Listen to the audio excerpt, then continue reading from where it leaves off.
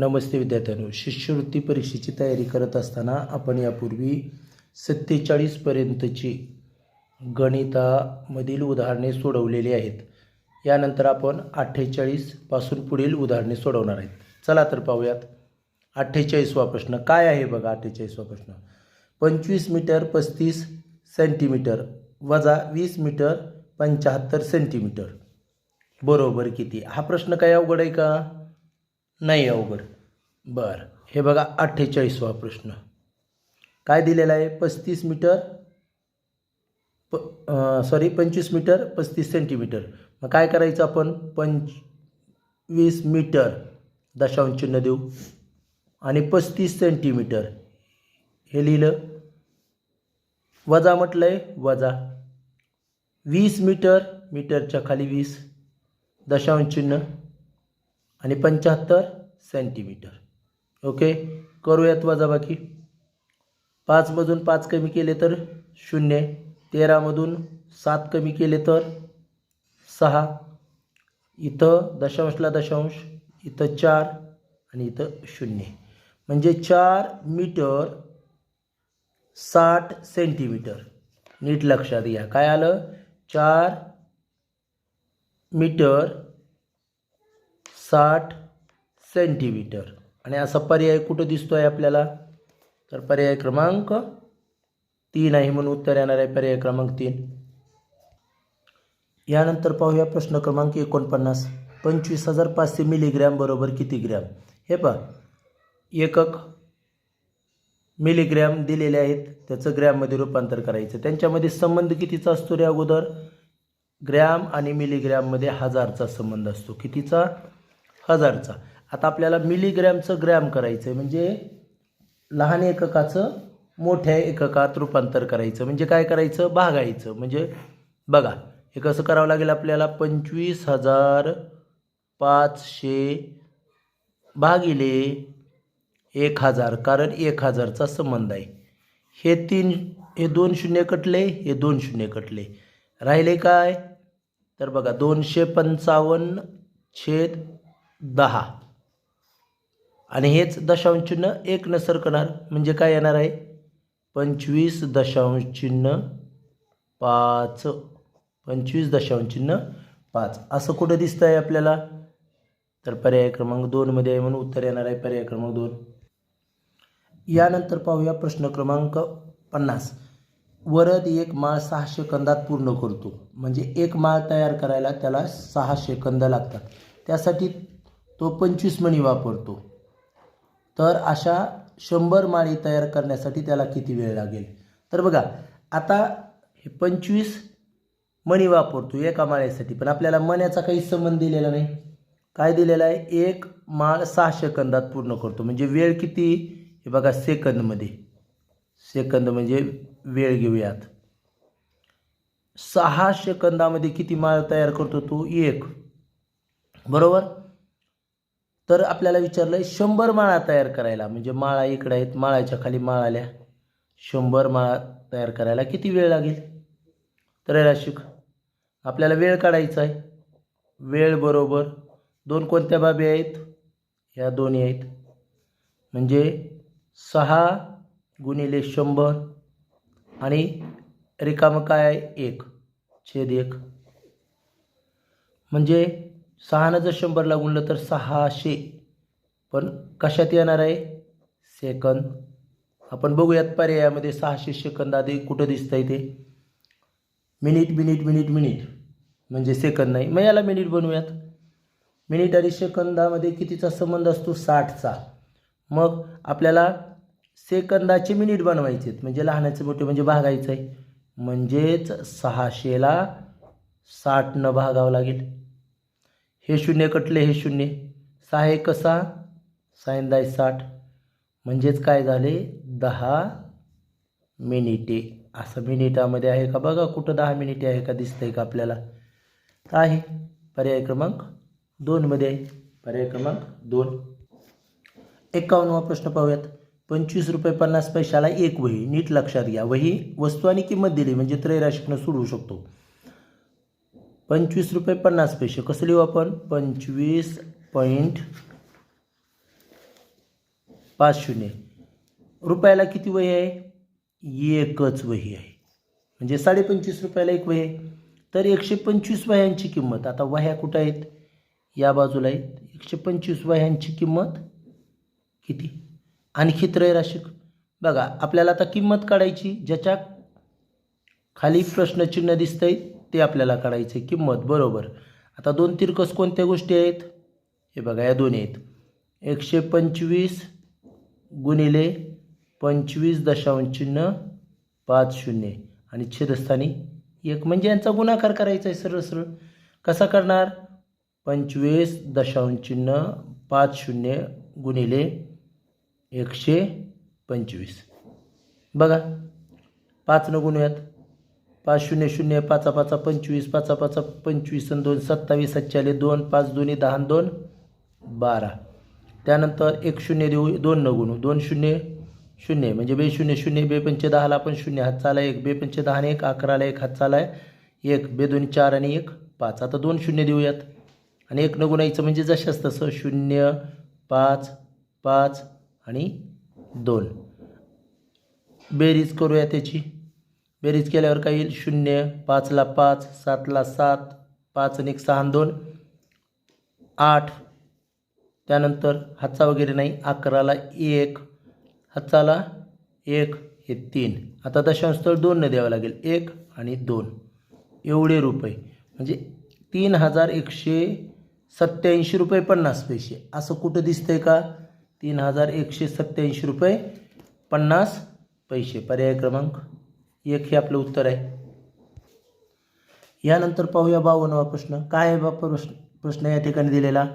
तर या ठिकाणी एक रेषा दिलेली आहे आणि त्यावर PQR हे बिंदू दिलेले आहेत आणि आकृतीतील बिंदू PQR कोणते आहेत? कोणते आहेत म्हटलंय आणि पर्यायामध्ये नैक रेषे. मला सांगा PQR हे नैक रेषे आहेत का? नैक रेषे म्हणजे एकाच रेषेवर नसलेले. उदाहरणार्थ कसं समजा, हे बघा नीट लक्षात घ्या. इथं P दिला, इथं Q दिला बाहेर आणि इथं R असेल तर हे बिंदू कसे आहेत? नैक रेषे आहेत. म्हणजे एकाच रेषेवर नसलेले नैक रेषीय. नैक रेषीय याला म्हणतात. हे नैक रेषीय आहेत. हे आहेत का नैक रेषीय? नाहीत. समांतर आहेत का? रेषा समांतर असतात. असंपाती आहेत का? नाही. तर कसे आहेत? एक रेषीय. का? एकाच रेषेवर आहेत. एकाच रेषेवर असणाऱ्या बिंदूंना एक रेषीय बिंदू असे म्हणतात. म्हणून पर्याय क्रमांक 4 हे उत्तर आहे. यानंतर पाहूया 53वा प्रश्न. काय आहे पहा. या ठिकाणी एक रेषा दिली आणि त्यावर बिंदू A B C D E दिलेले आहेत आणि सोबतच्या आकृतीत एकूण किती रेषाखंड आहेत असं विचारलेलं आहे. तर तुम्हाला माहिती आहे बिंदू एकाच रेषेवर दिल्यानंतर त्याचे भाग किती पडतात ते पाहायचं. 1 2 3 आणि 4. किती भाग पडले? 4. किती भाग पडत आहेत? 4. आणि 4 भाग पडल्यानंतर आपल्याला रेषाखंडाची संख्या कशी काढतो आपण? तर पडलेले भाग 4 गुणिले त्याच्या पुढची संख्या 5 छेद 2. बेक बे बे दोन्ही 4, 5 दोन्ही 10. मग किती रेषाखंड आहेत तिथं? 10 रेषाखंड आहेत. आणि असं कुठं आहे? पर्याय क्रमांक 2. पर्याय क्रमांक 2. यानंतर पाहूया 54वा प्रश्न. या ठिकाणी एक आकृती दिलेली आहे. दिसते आकृती तुम्हाला आणि विचारले सोबतची आकृती कोणत्या चौकोनाची आहे? आता चौकोनाचे सगळे प्रकार आपण पाहिलेले आहेत बरोबर. या ठिकाणी जर पाहिलं आपल्याला तर एक गोष्ट लक्षात येईल की लगतच्या बाजू सारख्या आहेत, एकरूप आहेत. शेजारच्या लगतच्या म्हणजे ह्या वरच्या 2 बाजू एकरूप आहेत, सारख्या आहेत आणि खालच्या 2 बाजू एकरूप आहेत, सारख्या आहेत. दोन्ही अशा खुणा सारख्या आहेत म्हणजे ते सारखे आहेत, एकरूप आहेत. मग लगतच्या बाजू कोणाच्या एकरूप असतात? चौरसाच्या तर सर्व बाजू एकरूप असतात. आयताच्या तर समोरासमोरच्या बाजू एकरूप असतात. पतंगाच्या नक्कीच लगतच्या बाजू एकरूप असतात. पतंग येणार आहे. आणि समभुज चौकोनाचं काय असतं रे? सर्वच बाजू एकरूप असतात, सगळ्याच समान असतात. आलं लक्षात? म्हणून उत्तर येणार आहे पर्याय क्रमांक 3. ही आकृती कशाची आहे? पतंग. कशाची आकृती आहे? पतंग. आलं लक्षात? यानंतर 55वा प्रश्न पाहूया. त्रिकोणाच्या तिन्ही कोणांच्या मापाची बेरीज टिंबटिंब असते. हा तर प्रश्न आपण किती वेळा पाहतो. त्रिकोण कोणताही असो त्रिकोणाच्या सर्व कोणांच्या मापाची बेरीज किंवा तिन्ही कोणांच्या मापाची बेरीज किती असते? 180 अंश असते. तुम्हाला एक नेहमी लक्षात घ्यायचं, समभुज त्रिकोण, जर आपण एखादा समभुज त्रिकोण काढला, ही बाजू सारखी आहे, ही बाजू सारखी आहे, ही बाजू सारखी आहे, तर एकूण 180 भागिले काय असतं? 3 म्हणजे 60 अंश. म्हणजे 60 अंशाचा प्रत्येक कोण समभुज त्रिकोणाचा असतो. पण कुठलाही त्रिकोण असू द्या, सर्व कोणांच्या मापाची बेरीज मात्र काय येते? 180 अंश. असं कुठं आहे? तर पर्याय क्रमांक 2 हे आपलं उत्तर आहे. यानंतर पाहूया 56वा प्रश्न. एका चौरसाचे क्षेत्रफळ 1.21 चौरस एकक आहे, तर त्याची परिमिती किती असेल? हे बघा, आपल्याला लक्षात येऊ द्या, चौरस म्हणलं की आपण चौरसाची आकृती काढली. समजा ही चौरस, हा चौरस, याचं क्षेत्रफळ किती आहे? 1.21 चौरस एकक. म्हणजे चौरसाच्या क्षेत्रफळाचं सूत्र असतो बाजूचा वर्ग. बाजूचा वर्ग. मग काय दिलेलं आहे आपल्याला? बाजूचा वर्ग 1.21 बरोबर. मग हा कशाचा वर्ग आहे? तर बघा, 11चा वर्ग काय आहे? 121 आहे. म्हणजे 2 दशांशस्थळाच्या पुढं, जर दशांशस्थळाच्या पुढं 2 अंक असतील तर वर्गमुळामध्ये 1, म्हणजे हा वर्ग आहे 1.21चा, 1.1चा म्हणतो आपण, 1.21 असा वर्ग येतो. मग आपल्याला यावरून लक्षात आलं की बाजूचा वर्ग बरोबर 1.1चा वर्ग. मग वर्ग वर्ग कटवलं, बाजू बरोबर 1.1 एकक बरोबर. मग हे आलं 1.1, हे पण 1.1, हे पण 1.1 आणि हे पण 1.1. आता परिमिती काय असते? सर्व बाजूंच्या लांबीची बेरीज किंवा 4 गुणिले बाजू. परिमिती चौरस आहे आपल्याला. चौरसाची परिमितीचं सूत्र काय आहे? 4 गुणिले बाजू बरोबर. हे सूत्र लिहिण्याची गरज नाही, तरी लिहितोय आता. 4 गुणिले 1.1. 11 चौक 44, 1 न दशांश चिन्ह म्हणजे एकक. 4.4 एकक. असं कुठं आहे पर्यायामध्ये? बघू आपण. 4.4 एकक. पर्याय क्रमांक 2 हे आपलं उत्तर आहे. यानंतर पाहूया 57वा प्रश्न. एका आयताकृती भूखंडाची लांबी 60 मीटर गुणिले रुंदी 25 मीटर आहे. त्याचा दर ₹400 प्रति चौरस मीटर असल्यास भूखंडाची किंमत किती होईल? हे बघा, आयताकृती भूखंड आहे, तुमच्या लक्षात येऊ द्या. आयताकृती अशा प्रकारचा भूखंड आहे ज्याची लांबी 60 मीटर आहे आणि रुंदी मात्र 25 मीटर आहे. मग त्याचा दर पण दिला आहे, पण कसा दर दिला आहे? ₹400 प्रति चौरस मीटर. प्रति चौरस म्हणजे एका चौरस मीटरला 400 रुपये. मग यावरून आपल्याला काय करावं लागेल? अगोदर एकूण क्षेत्रफळ काढावं लागेल. कसं क्षेत्रफळ काढावं लागेल? लांबी गुणिले रुंदी. लांबी गुणिले रुंदी. 25 सख 150, 25 आहे 150 आणि त्याच्यावर 0 चौरस मीटर. हे आलं क्षेत्रफळ भूखंडाचं. भूखंड म्हणजे प्लॉट. आयत आहे म्हणून लांबी गुणिले रुंदी.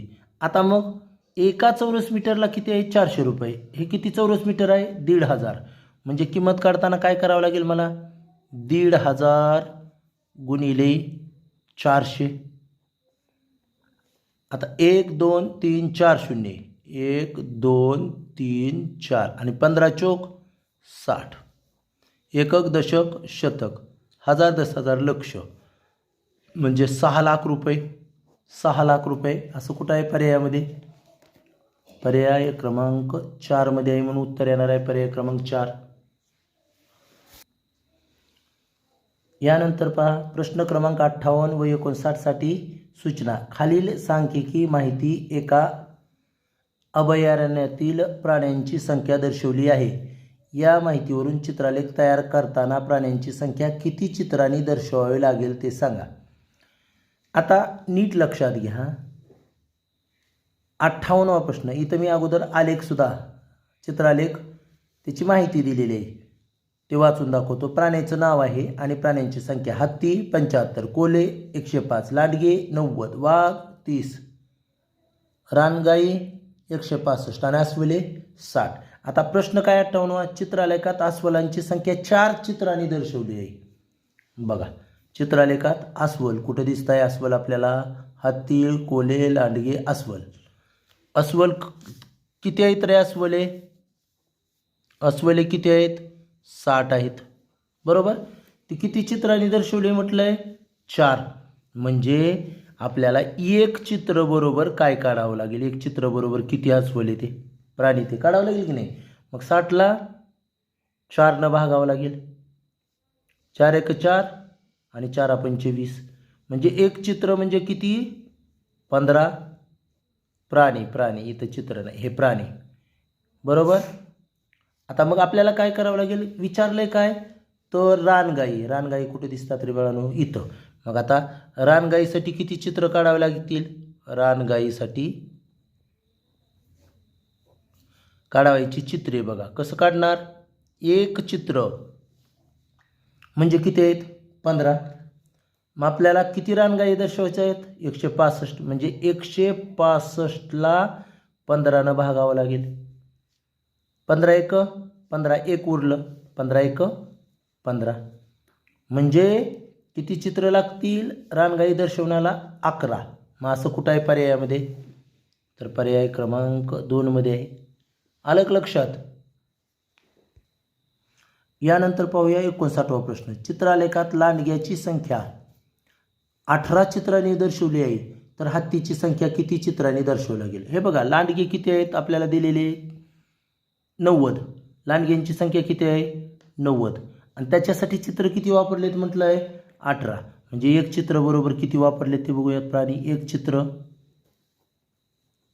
बरोबर 89 लांडगे आहेत, त्याच्यासाठी 18 चित्र वापरलीत. म्हणजे 18 पंचे 90. म्हणजे एक चित्र म्हणजे किती आहेत? 5 लांडगे किंवा त्यालाच आपण प्राणी म्हणू शकतो. आलं लक्षात? आता मग आपल्याला विचारलेलं आहे तर हत्तींची संख्या. आता हत्ती किती आहेत बघू. हत्ती किती आहेत बाळांनो? तर बघा हत्ती या ठिकाणी जर पाहिलं तर 75 आहेत. 75 आहेत. मग आपल्याला किती चित्र लागतील? किती चित्रांनी दर्शवता येईल म्हटलंय. मग चित्रे बघूयात हत्तीसाठी किती वापरावे लागतील. एकूण हत्ती आहेत 75. एका चित्रासाठी 5. 5 एक 5, 2 उरले. 5 5 25. म्हणजे किती चित्र वापरावे लागतील? 15. मग कुठं आहे असं 15? पर्याय क्रमांक 1 मध्ये आहे, म्हणून उत्तर येणार आहे पर्याय क्रमांक 1. यानंतर पाहूया 60वा प्रश्न. काय आहे पहा प्रश्न. खाली दिलेल्या नक्षीतील आकृतिबंध शोधून त्या आकृतिबंधातील नक्षी पूर्ण करण्यासाठी योग्य पर्याय निवडा असं म्हटलेलं आहे. हे बघा हे वर, हे पण वर, हे खाली, ह्याच्यानंतर हे वर्तुळ आहे. आता इथं लक्षात येणार नाही अगोदर, पण इथं पाहिल्यानंतर लगेच लक्षात येतं. काय? वर 2 खाली 2, वर 2 पुन्हा खाली 2 आणि वर 2 असं असणार आहे. मग आपला इथं खाली आहे फूल, तर खालीच असलं पाहिजे फूल. हे असं 3 पाकळ्या असलेला. खाली कुठं आहे? 1 मध्ये आहे. 2 तर कटला वर आहे म्हणून. 3 मध्ये आहे. 4 मध्ये आहे, पण हो का ही पाकळी बघा, हे खालचा मधला भाग इथं नाही म्हणून 4 पण कटला. राहिले 1 आणि 3. आता बघूयात इथं तर खाली येणार आहे. आता बघा हे वर 2 वर आहेत, खाली 2 वर 2. आता खालीच येणार आहे. इथं आहे शेजारचं पण खाली येणार आहे. मग बघूयात कुठं आहे खाली. तर इथंच आहे खाली. इथं एक वर दाखवलंय म्हणजे हे पण नाही येणार. पर्याय क्रमांक 3 हे आपलं उत्तर येणार आहे. यानंतर पाहूया प्रश्न 61. तृप्तीने एका पुस्तकाची 102 पाने वाचली. किती वाचली? तरी वाचलेली पानांची संख्या दिली वाचलेले 102. तेव्हा त्या पुस्तकाची 4/7 पाने वाचायची शिल्लक राहिली. म्हणजे भाग आहे तो 4/7 वाचलेला झाला, हा शिल्लक राहिलेला आहे म्हणजे खालचा आहे 4/7 शिल्लक राहिला आहे, न वाचलेला भाग. जर 7 भागापैकी 4 भाग वाचले नाहीत म्हणजे शिल्लक आहेत, तर वाचलेत किती? 7 भागापैकी 3 भाग वाचलेले आहेत. लक्षात आलं का? हे बघा, आणखी एकदा सांगतो. वाचलेली पानांची संख्या दिली आपल्याला 102, पण काय सांगितलंय? तेव्हा त्या पुस्तकाची 4/7 पाने वाचायची शिल्लक राहिली म्हणजे न वाचलेला भाग, शिल्लक भाग 4/7. याचा अर्थ वाचलेला भाग किती येणार आहे? 3/7. एकूण भाग किती? 7. त्याच्यापैकी किती भाग वाचलाय?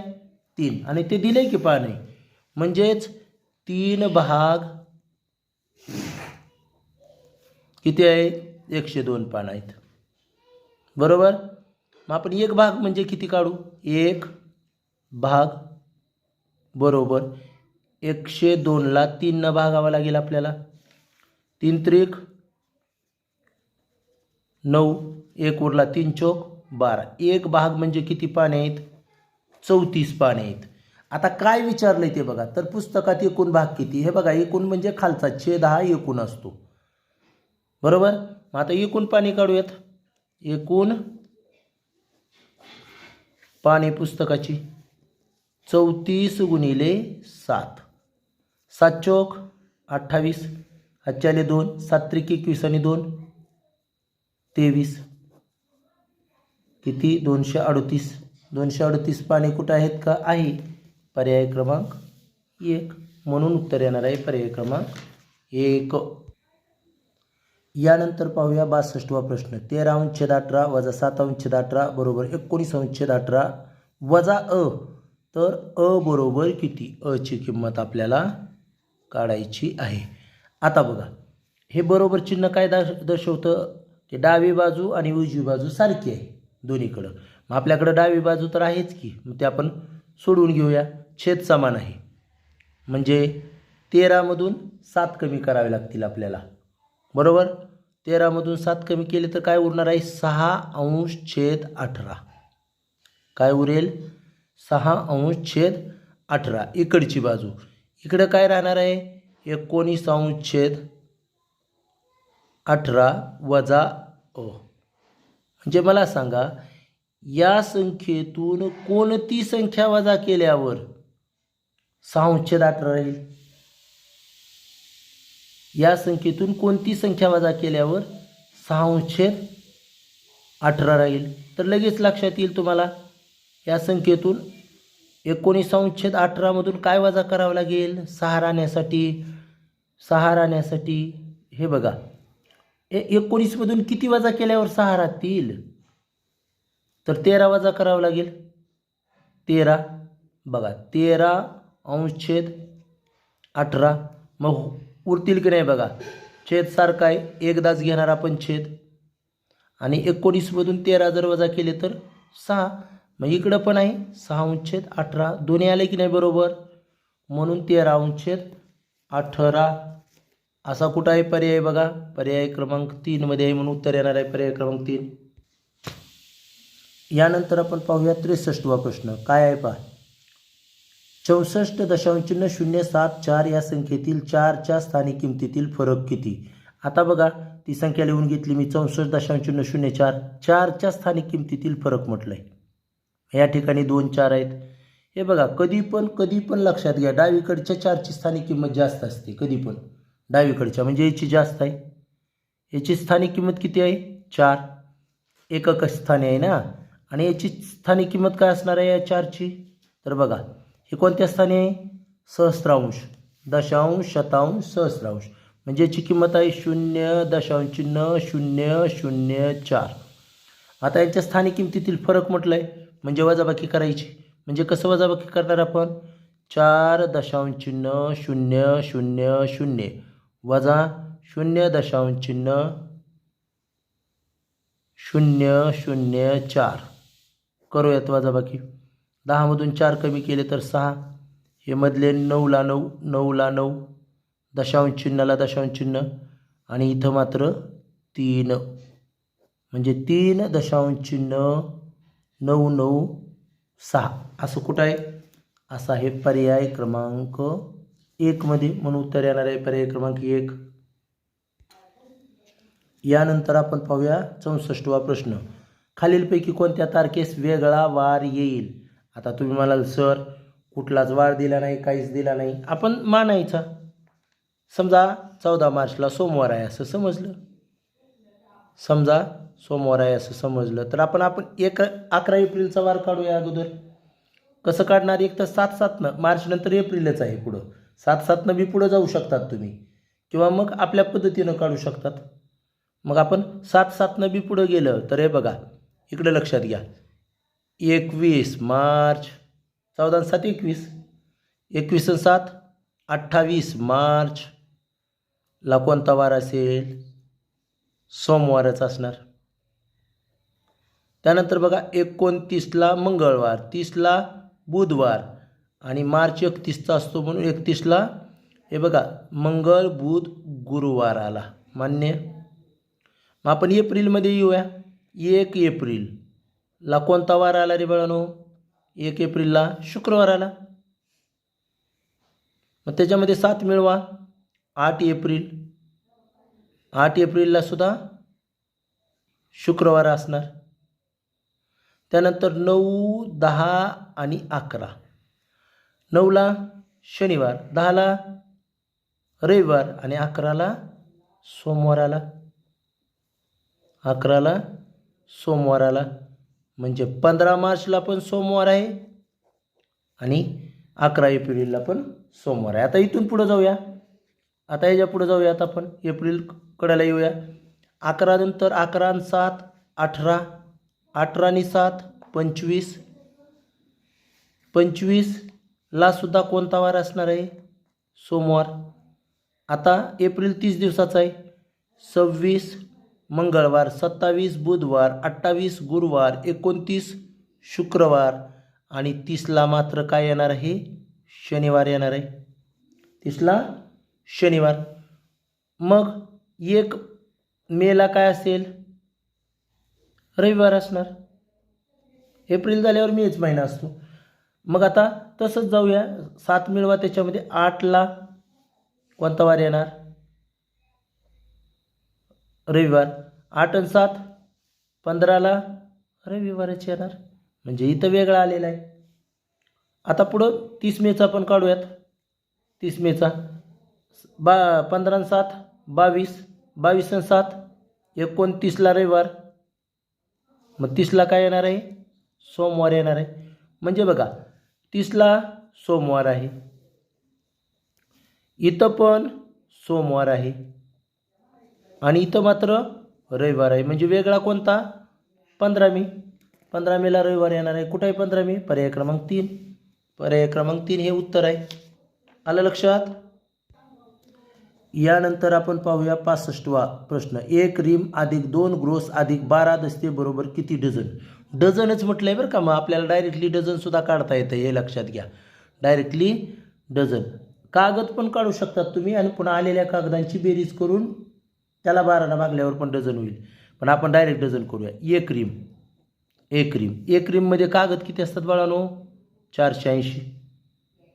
किती असतात? 480. मग त्याला भागा 12ने. 12 चोक 48, 40 डझन झाले. किती डझन झाले? 40. मी इथं लिहितो लगेच 40 डझन, 40 डझन. त्यानंतर 2 ग्रोस. तुम्हाला माहीत आहे 1 ग्रोसमध्ये किती कागद असतात? 144. मग त्याला 12ने भागलं तर 12 डझन झाले. 12 डझन. पण किती? 1 ग्रोस म्हणजे इथं किती ग्रोस आहेत? 2. मग 12 दोन्ही 24 डझन झाले. 2 ग्रोसचे कागद किती झाले? 24 डझन. आता 12 दस्ते इथं. हे बघा एका दस्त्यामध्ये 24 कागद असतात. 24 कागद. मग 24ला जर 12ने भागलं तर 2 डझन होणार आहेत. 1 दस्ता म्हणजे 2 डझन, म्हणजे याच्या दुप्पट डझन होणार. 12 दोन्ही 24 डझन, 24 डझन. मग या सगळ्यांची बेरीज करावी लागेल डझनची. 4 आणि 4 8, हातचाला काहीच नाही. 2 आणि 2 4 आणि 4 8 एवढे डझन झाले. 88 डझन. कुठं आहे का बघा 88 डझन आपल्या पर्यायामध्ये? तर पर्याय क्रमांक 1 हे उत्तर येणार आहे. पर्याय क्रमांक 1. अशा पद्धतीनं आज आपण 65 पर्यंतचे प्रश्न व त्यांचे स्पष्टीकरण पाहिलेलं आहे. यापुढील उदाहरणांचं स्पष्टीकरण आपण पुढे पाहूयात. धन्यवाद.